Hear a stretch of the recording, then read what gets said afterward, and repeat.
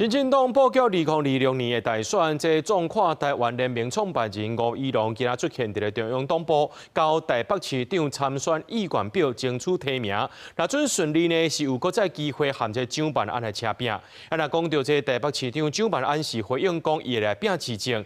若大家真关心这北市科T 17、18这土地呢，含新工人收这解约金，敢是超好势啊？若副市长李树川是表示讲，目标是伫咧明年旧历过年进前，和回答完成签约。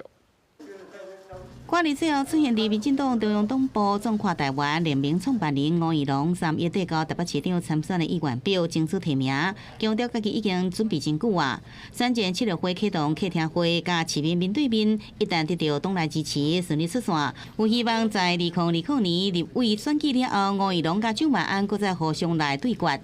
我觉得最重要的还是回到市民朋友们、每个家庭们，过去3年、过去4年，我们有没有感受到我们的生活有变好？好，那这个我相信大家心里都有数。我就是全力拼市政。被问到无地方的行政历练，吴怡农讲传统政治无法度来解决问题，不过伊会使为台北未来发展树立正向的贡献。对此，共党立委王世坚首先表示态度尚温暖，讲全力支持吴怡农。前2次他没选上。我这一次更是觉得，那可惜，我一定要支持他。这是一定。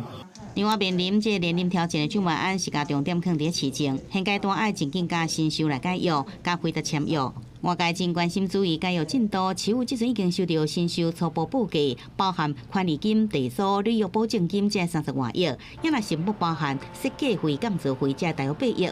分手费大约是40亿。回答告诉我们的，可能他们差不多要做这个计划时，差不多要2个月。